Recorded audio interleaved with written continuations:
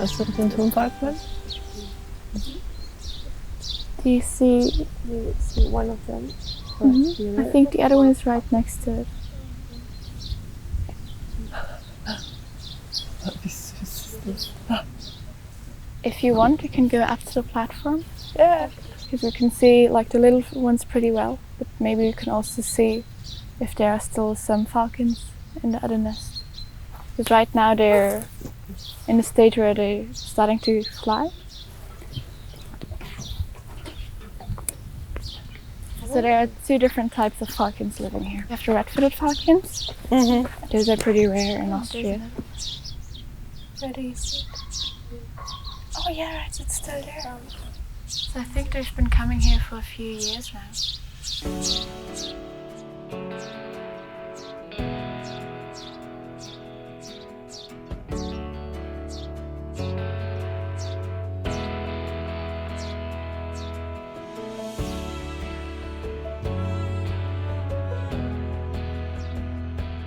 The Hoopoe Summit is a place where young people from all over Europe, from Spain to Georgia, can come together and exchange on current social issues and on current environmental issues, and also experience cultural diversity and natural diversity. We took the hoopoe as a mascot because the hoopoe is a flagship bird that environmental problems and therefore also environmental protection does not know any national borders. Inhale, up, down.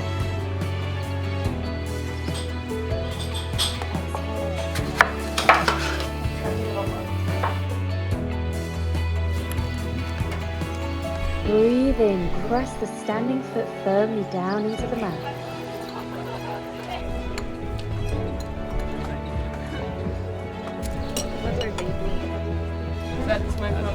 I still have Paede there.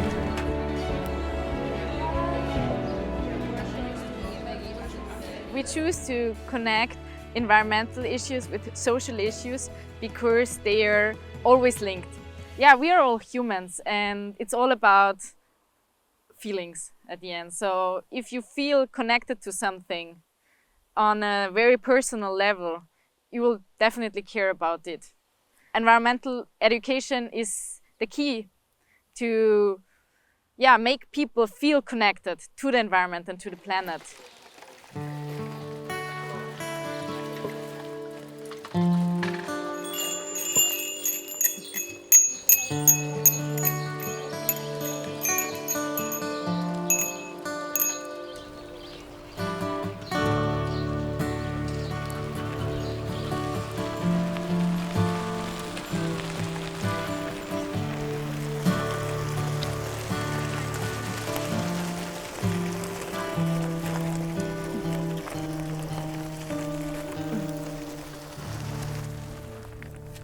Okay, so you will see the first platform is about, I don't know, maybe 6-7 meters, and the whole thing is 16 meters high, which is not that high, but in an area like this where it's so flat, you can really, it enhances our overview.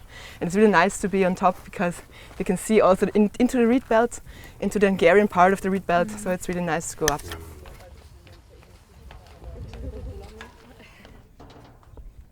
So on this side, we're looking in the direction of Hungary. So if you turn to the right side, you can see the reed belt. That is the nature zone. So this is the part of the national park where no one is allowed to go.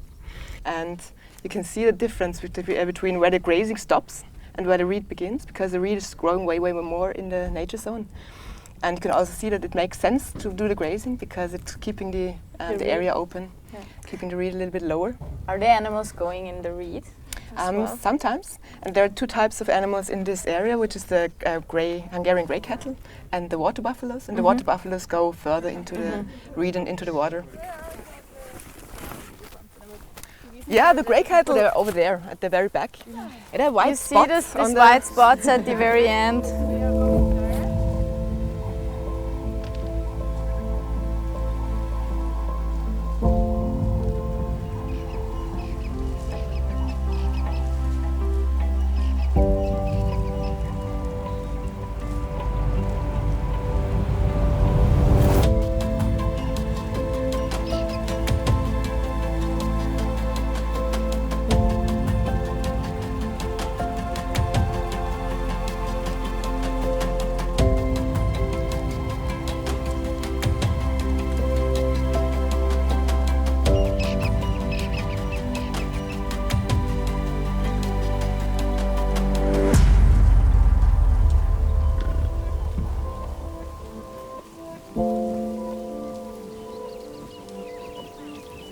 In former times, those grey cattle, they were used a lot in agriculture for three purposes. So it was for working, as working animals, and they were used for milk, and they were used for meat.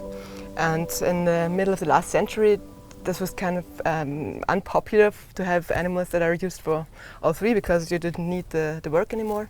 And so they almost died out.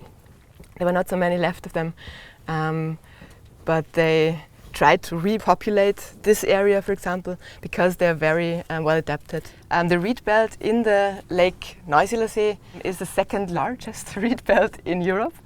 And so it's really also an important area for all types of animals that are living in the reed. And we can see that the big part of the reed belt is in Hungary. So Is there an agreement between the two national parks to have a common management? And there is a lot of working together, especially for scientific projects. It is necessary also to work together properly, because the birds don't really care about the borders. But you can all see that the birds get around when there's water somewhere. Der Säbelschnäbler ist da vorne, gell? Der mit dem schwarzen Kopf. Genau. There's a everset, it's called. It's a small white and black bird with a beak that is bent upwards. There's more eversets and kibitzes on if you continue the channel, and then at the end of the channel there are the water buffaloes sitting in the water right now. It looks quite cool. They're also trying to cool them down. Since this national park is established, could they observe also here the biodiversity loss we're experiencing now all over the globe? In the last, let's say, 50 years, definitely. So especially with insects. For the birds, it's a little bit different, because some birds don't breed here anymore, some do now. So it was more a change of habitat? For the birds, yes. For the insects, it's definitely a loss in biodiversity in the last years, in the last tens of years. Biodiversity loss is a cause of species extinction. So species are dying out and just a few species are growing in number, which means that globally we are losing genetic heritage. The loss of species is directly linked to the growth of the human population. Within the last few decades, the human population on this planet grew from approximately 4 billion to almost 8 billion people. So the only areas where we can experience wilderness is mostly in national parks, but also national parks have a difficult job to protect their land actually, and to communicate between the needs of the local inhabitants and the needs of the local ecosystem.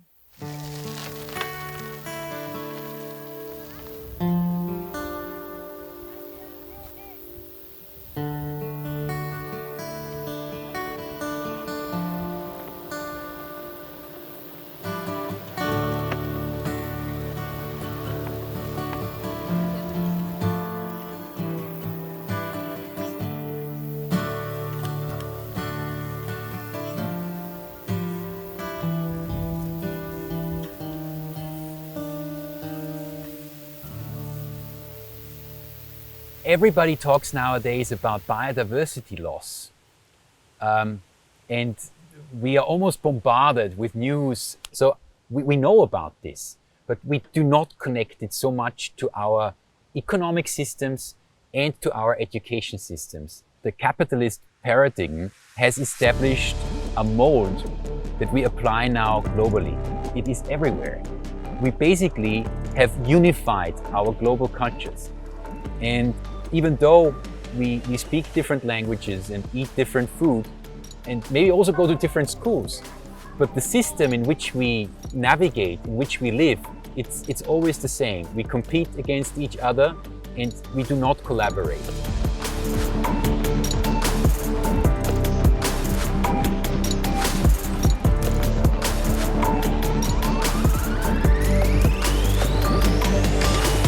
A nation-state system that is competitive, where one nation competes against another, needs also an education system that is competitive. So this really trickles down from the economic paradigm into the education system. And that's basically why it's also so difficult now to change the education systems. In traditional school systems, 90% plus happens indoors. So in this indoor environment, everything is prepared to an extent that teachers do not really have to take precautions every day. They walk into a room, they know where everything is. The same is true for children. And naturally speaking, children get bored. Children have a much higher sensitivity. They want to have more impulses. They're asking for this. Nein, Schnecke. Doch, das kannst du doch nicht tun, doch, Elena. Sicher, man darf das. Meine auch, bitte. Das machen die Forscher auch immer. Ja. Hoffentlich kannst du es nicht. Überall die Wusstet ihr, dass Schneckenscheiben gut für die Haut ist? Recently, there has been a lot of medical diagnosis that children either suffer from ADHD, from children burnout, whatever. There are different things. Richard Löw summarized this under the umbrella term nature deficit disorder. And this nature deficit disorder is also where we basically trigger our work. We think that children should be outdoors. They should be exposed to an exciting environment where things change all the time, through the season, through the weather, and just what happens around us. In traditional education systems, we only focus on the visual and the oral and the very hardcore cognitive intelligence. But there are just many humans that excel in different forms of intelligence, and they are neglected, even ignored in this traditional curriculum setup. There is a milestone study, Breakpoint and Beyond, where divergent thinking is evaluated in children. And divergent thinking is sort of the precondition to be creative. When you think, you first diverge, you create opportunities, choices, and then you converge and you make a choice. So in our current education systems, there is only the convergence. There's one answer to one problem. Divergent thinking creates choices. It's a completely different approach in education. And what also Ken Robinson quoted in his talks is that the capacity of divergent thinking reduces exponentially with increasing age. So at age 5, children are geniuses in divergent thinking. More than 90% of them have this competence. But at age 14, it is about 10%. So this basically means that we are educated out of creativity, out of divergent thinking, by only having to find one answer that the teacher expects, that the education system demands from us. And that's the main problem. The solution to this is that we, again, set a focus on creativity, that we move away from just being literate. Literacy is important, there's no question about it, but it is not the only focus in an education system that creates creative and also self-reliable human beings.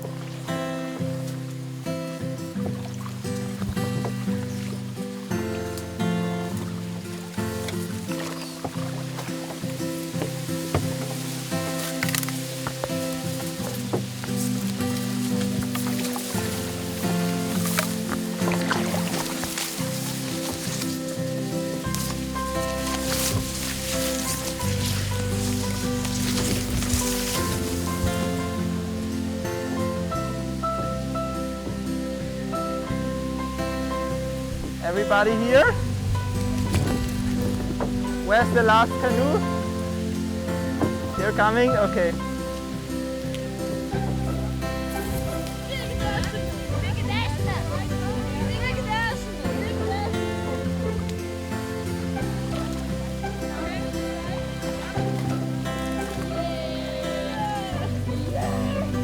Okay guys, we are now in the reed belt. How do you like it?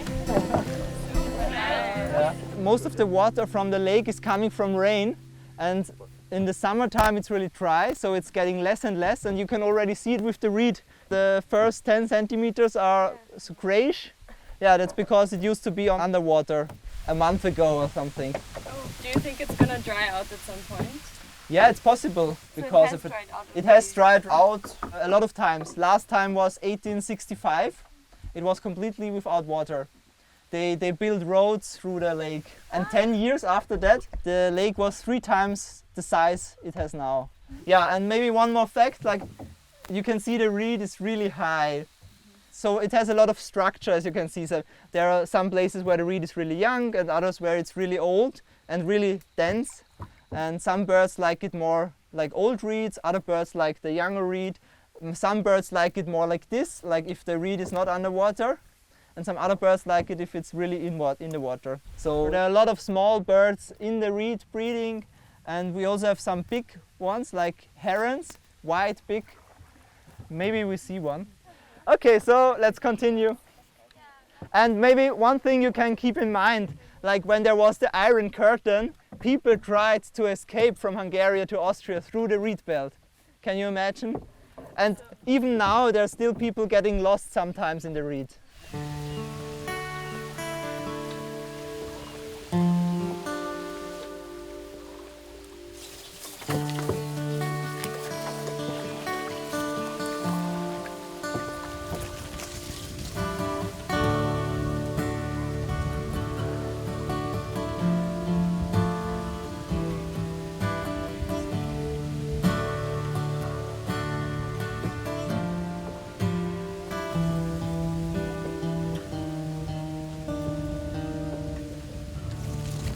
I believe, and again, I'm not alone, that there is a very simple bottom line to finding a solution to the problem that we have in our education systems. It's rewilding. We need to rewild ourselves, and we need to start with our children. We need to let them be wild. If you let children be wild, they diverge. They are just different. They develop culturally in a different way. They are not uniform, they are not conform. They are excited, they are engaged, they are not bored. Können wir den rausholen? Ja, los Laura, nehm ihn raus. Wo sieht man das Blut? Da sieht man das Blut, das ist Blut. Was ist da drin? Ist da etwas oder? Nein, schau mal nach. Oh mein Gott, da ist noch ein Fisch drin. Ein Fisch ist da drin? Ja, eben. Da ist ein Fisch drin im Maul. Ich will auch sehen. Oh mein Gott. Der hat wirklich ein Fisch. Oh Gott. Vielleicht ist er erstickt. Ja, oder ein Fisch ist da drinnen in den. Pass auf. Da hat die Tuna. Oh, da ist ein Baby. Das ist ein Mini-Fisch. Vielleicht kommt es aus dem Maul. Vielleicht kommen die Kinder auch aus dem Maul. Fische legen Eier. Fische legen Eier. Genau, und dann wissen wir mehr. Da ist er verletzt. Da unten. Wir bluten auch, wenn wir es aufhören. Okay, das ist ganz. When we talk about rewilding, it might sound like we talk about a very abstract concept, but there is a psychological background to this. If we are in an industrial education system, if you grow up in an industrial education system, and many adults have done so, they are deprived of joy. It's really about this central emotion, joy in doing something. And we find as human beings joy just in very different things. We are not the same. We are not all engineers. There are good engineers that have joy in, I don't know, doing chemistry and doing this and that. But maybe it's just 10% of humanity. We need to give in our education systems this opportunity that every child finds joy and connects this joy with a purpose. Purpose is something that we need also. It's almost an instinct. The instinct to work is much undervalued in our societies. But we need to start with joy. I found one last thing before we can go. A water bug. Wow. This one is really cool. And one thing you can see, it's really funny because he breathes with his butt. Oh. He takes an air bubble with his butt. He cannot breathe underwater. He's like a diver. Oh, now you saw it when he takes the air. This one I can take him out, but he doesn't like it. But he's really, his natural habitat is the water. You can also see his back legs are really much longer, and they have a lot of hair. And he's like walking in the water, more or less, like. He's vegetarian. Yeah. So he eats some plants, but there are a lot of insects, like the babies of the dragonfly. They like really like to eat meat. To grow faster also. Yes. They even, if they are capable, they even hunt fish. Here in Austria we have almost 600 organizations doing environmental education, and this is great. So it means that people are dedicated to it, but on the other hand, it is a really tough job and it is not valued. And those almost 600 organizations are actually in a kind of a competition, although they are all fighting for the same cause or they all have the same passion, and they should actually collaborate. Because it is not valued, most of those organizations are relying totally on volunteers, and also it is not really part of the school system, and so it is like leisure time activities. But the environment is not just for leisure time. If we continue to work in such a fragmented way, a lot of resources are wasted and a lot of knowledge is not stored properly. So it might be lost or it might be sourced again and again. And this is not a very efficient way to bring environmental education to a quality standard, what we would need to make it also accessible to everyone.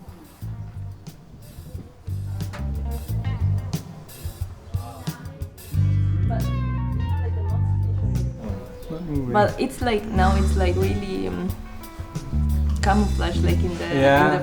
Yeah, vibrating. Wow. Yeah, look what it's like. Oh, there you go. Yeah. Nobody run. What? Nice. It's gone. Let me. Let me, please.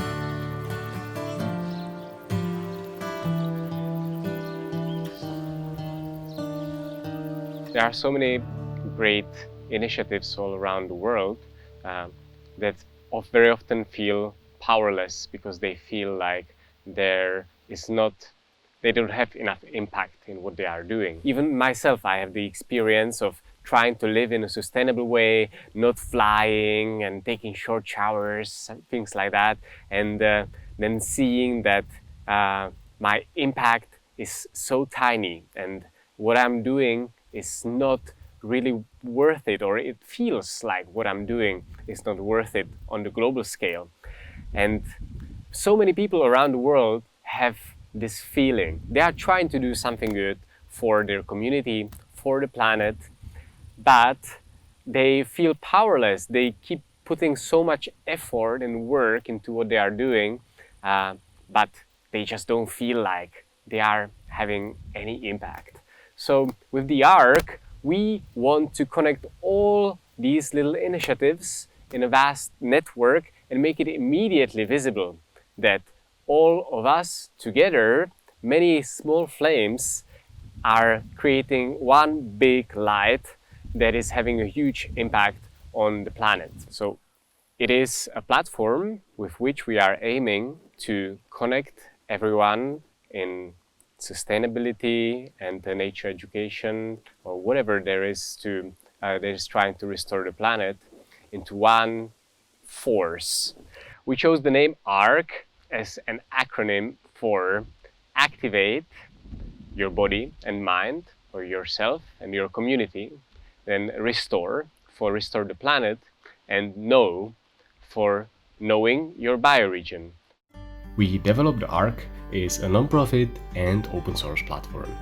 It applies mindful social media engineering and harvests the power of technology for social and environmental good. The Ark is designed so that it satisfies your learning instinct and accelerates the impact of education for sustainable development. It really is an out-of-the-box solution to the climate crisis. It is charging environmental and sustainability education with technology. So, on the Ark, you are either a learner or a pro-user.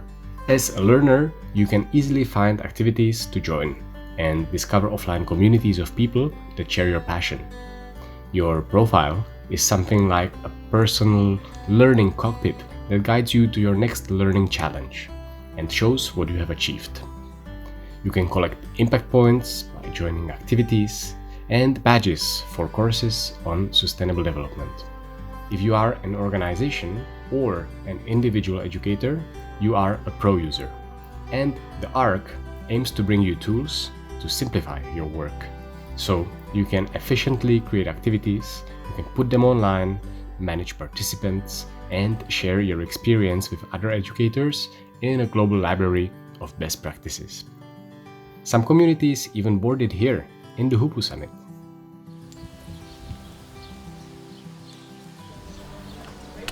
Okay, cool. Maybe we can do the very beginning on my computer, with my. Let's keep it open, and then you will see it also. Just open the Ark, and you will get it there. Yeah. Okay. So go ahead. So what do you guys do? An independent group of initiators. We usually organize projects. We are helping youth to fulfill their ideas. Okay, so after you create a community, you will be listed in here, right? Everybody can see you, and you'll be able to create events, create courses, award badges, stuff like that. Yeah. So you enter things in here one by one. Community name, under the name, if you have like a motto, slogan. Here you can go to the bottom and create the new. Yeah. Okay. Yeah, and that's mainly it. Yeah, go for it. Create. Create. Create. Okay, welcome to the Ark.